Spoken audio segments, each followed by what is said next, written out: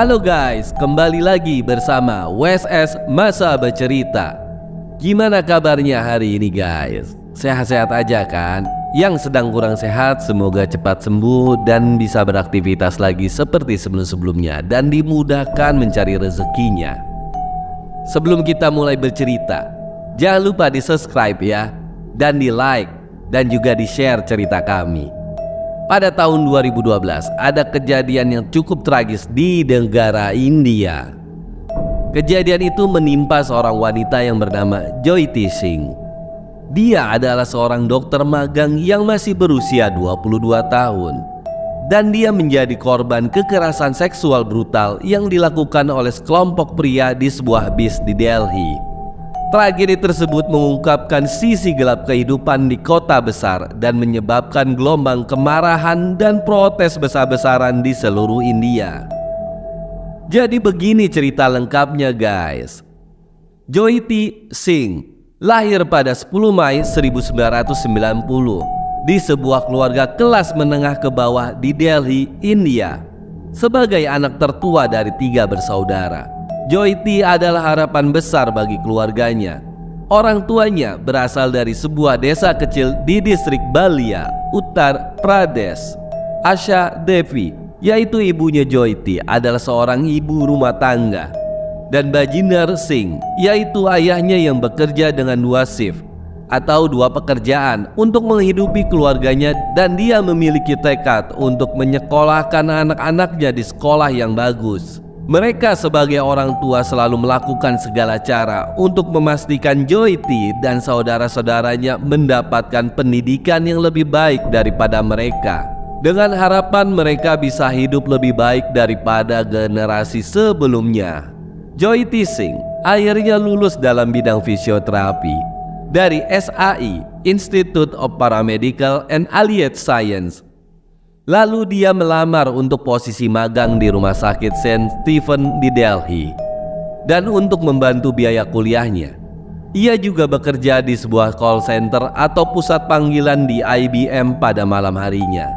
Pada malam 16 Desember 2012, Jyothi Singh dan temannya yaitu Awindra Pratap Pandey, yang seorang insinyur perangkat lunak di Gorakhpur, Uttar Pradesh. Mereka pun memutuskan untuk menonton film Life of Pi di PVR Select City Walk, yaitu sebuah bioskop di Delhi.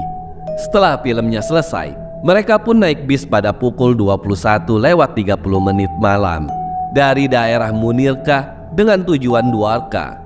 Pada saat itu penumpang bis hanya ada 6 orang, termasuk seorang supir. Salah satu pria yang diidentifikasi sebagai anak di bawah umur telah memanggil para penumpang dan mengatakan bahwa bis akan menuju tujuan mereka. Mereka pun mengambil masing-masing 10 rupiah sebagai ongkos dari Jyothi dan Awindra. Tetapi Awindra menjadi curiga ketika bis tersebut menyimpang dari rute normalnya dan pintunya juga ditutup semua. Ketika dia keberatan, sekelompok 6 orang yang sudah berada di dalam bis, termasuk supir, malah mengejek pasangan tersebut dan malah menanyakan apa yang mereka lakukan sendirian pada jam selarut ini. Selama perdebatan tersebut, perkelahian pun terjadi antara Awindra dan kelompok pria yang berada di dalam bis tersebut. Dia dipukuli, lalu disumpal dan dibuat pingsan dengan pukulan dari sebuah batang besi. Kelompok tersebut kemudian menyeret Jyothi ke bagian belakang, lalu memukulinya dengan tongkat. Dan mereka memperkaosnya secara digilir oleh 6 orang dalam keadaan bis tetap berjalan. Dalam tindakan yang sangat sadis, mereka juga merusak organ dalam Jyothi dengan memasukkan benda tajam yang menyebabkan kerusakan yang parah pada ususnya. FYI nih guys, menurut laporan dari kepolisian bahwa pada saat itu Jyothi berusaha melawan para penyerangnya dengan cara menggigit 3 penyerangnya dan meninggalkan bekas gigitan pada para pria tersebut.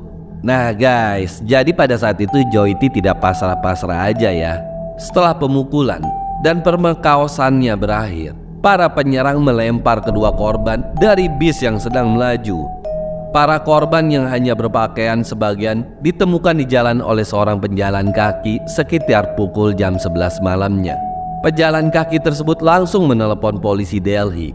yang kemudian membawa pasangan tersebut ke rumah sakit Safdarjung, di mana pada saat itu Joyiti langsung diberikan perawatan darurat dan ditempatkan pada ventilasi mekanis. Pada saat itu juga dia ditemukan dengan banyak bekas luka, termasuk banyak bekas gigitan di sekujur tubuhnya Joyiti. Kejadian ini segera menyulut kemarahan di seluruh negeri. Berita tentang serangan tersebut tersebar luas dan menimbulkan gelombang protes besar di Delhi dan kota-kota lainnya. Para demonstran yang sebagian besar kaum muda turun ke jalan menuntut keadilan bagi Joyiti dan meminta pemerintah untuk memperketat hukum terkait kekerasan seksual. Pemerintah India di bawah tekanan internasional dan domestik berjanji untuk memberikan perawatan terbaik untuk Joyiti dan segera mengambil langkah-langkah untuk menangkap para pelakunya. Akhirnya, sebuah tim investigasi khusus dibentuk oleh polisi Delhi hanya untuk menyelidiki kasus pemeriksaan beramai-ramai yang terjadi pada tanggal 16 Desember 2012 di ibu kota India. Tim tersebut menemukan dan menangkap beberapa tersangka dalam waktu hanya 24 jam setelah kejadian tersebut. Mereka berhasil melacak bus sewaan tempat kejadian perkara dan menangkap pengemudinya, yaitu Ram Singh yang masih berusia 30 tahun.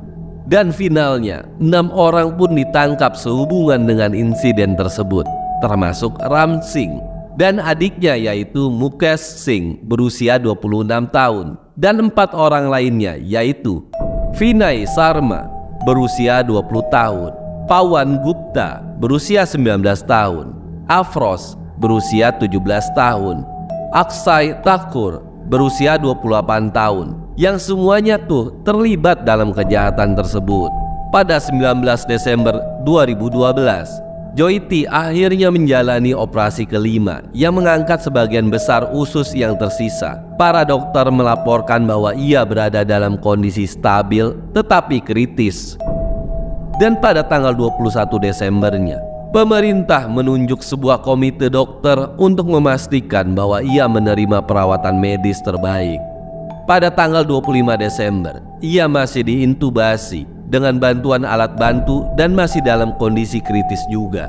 Pada tanggal 26 Desember, sebuah rapat kabinet yang dipimpin oleh Perdana Menteri Manmohan Singh, mereka mengambil keputusan untuk menembangkan Joyiti ke Rumah Sakit Mount Elizabeth di Singapura untuk perawatan lebih lanjut. Karena Mount Elizabeth adalah sebuah rumah sakit khusus transplantasi multi organ, jadi peralatan rumah sakitnya lebih komplit daripada India. Beberapa dokter mengkritik keputusan tersebut sebagai keputusan politis.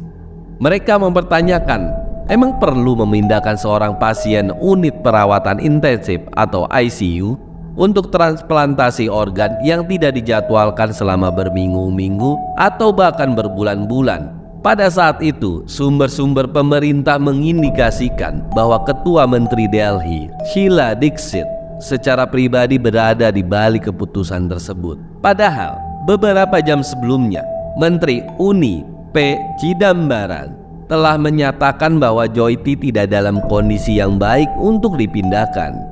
Selama penerbangan 6 jam dengan ambulans udara ke Singapura pada tanggal 27 Desember, Joyiti tiba-tiba mengalami serangan jantung. Para dokter dalam penerbangan tersebut membuat jalur arteri untuk menstabilkannya, tetapi ia tidak memiliki denyut nadi dan tekanan darah selama hampir 3 menit. Dan setelah itu, dia tidak pernah sadarkan diri di Singapura. Pada tanggal 28 Desembernya, pada pukul 11 pagi, kondisi Joyiti semakin kritis. Kepala Eksekutif Rumah Sakit Mount Elizabeth mengatakan bahwa korban menderita kerusakan otak dan infeksi perut. Walau dia sedang berjuang untuk hidupnya, tetapi kondisinya terus memburuk. Pada tanggal 29 Desembernya, akhirnya Joyiti meninggal pada pukul 4:45 di pagi hari waktu standar Singapura. Jenazahnya dikremasi pada tanggal 30 Desember di Delhi dengan penjagaan ketat dari polisi. Partai Bharatiya Janata, yaitu partai oposisi utama di negara tersebut, pada saat itu mengkritik tingkat keamanannya yang tinggi dengan menyatakan bahwa hal tersebut mengingatkannya pada era darurat. di mana kebebasan sipil ditangguhkan, dan salah satu saudara laki-laki Joyti juga berkomentar bahwa keputusan untuk menerbangkannya ke Singapura sudah sangat terlambat dan mereka telah menaruh harapan yang besar terhadap kesembuhannya sebelum kematiannya tiba. Setelah kematian Joyti Singh pada 29 Desember 2012, masyarakat di Bangalore melakukan protes di luar balai kota pada 30 Desembernya. Dan protes juga terjadi di seluruh India, termasuk Kolkata, Chennai, Hyderabad, Kochi, Mumbai, Bhubaneswar, dan kota-kota lainnya. Banyak dari pelayat membawa lilin dan mengenakan gaun hitam, dan beberapa orang menempelkan kain hitam ke mulut mereka sebagai aksi demonstrasi. Keesokan harinya, sejumlah besar orang melakukan protes di dekat Jantar Mantar, New Delhi. Terjadi bentrokan kecil antara beberapa kelompok pengunjuk rasa dan polisi. Polisi kemudian mengusir beberapa pengunjuk rasa dari daerah tersebut. Sekelompok pengunjuk rasa juga melakukan aksi mogok makan selama 1 hari di Jantar Mantar. Semua jalan menuju gerbang India ditutup oleh polisi, dan area tempat para pengunjuk rasa berkumpul selama seminggu sebelumnya dilarang untuk umum. Dan perayaan tahun baru pun sebagian besar diperkecil dengan adanya angkatan bersenjata India. Dan beberapa klub dan hotel di Delhi akhirnya membatalkan pesta tahun baru mereka. Protes di India juga memicu protes di seluruh Asia Selatan, termasuk demonstrasi di Nepal, Sri Lanka, Pakistan, dan Bangladesh. Di Paris, Perancis, di sana masyarakat berpartisipasi dalam unjuk rasa menuju kedutaan India dan menyerahkan petisi yang meminta tindakan untuk membuat India lebih aman bagi perempuan. Karena New Delhi itu adalah salah satu kota yang memiliki jumlah kejahatan seks tertinggi di antara kota-kota besar di India. Pada tanggal 11 Maret 2013, salah satu tersangka, yaitu Ram Singh, ditemukan tewas tergantung di selnya yang ia tempati bersama tahanan lainnya. Dan ini juga menimbulkan pertanyaan, apakah kematiannya adalah bunuh diri atau pembunuhan? Selain itu, narapidana lain di penjara Tihar sering menyerang Mukesh Singh, yaitu adik Ram Singh, sehingga ia akhirnya dimasukkan ke dalam sel isolasi demi perlindungan dirinya sendiri.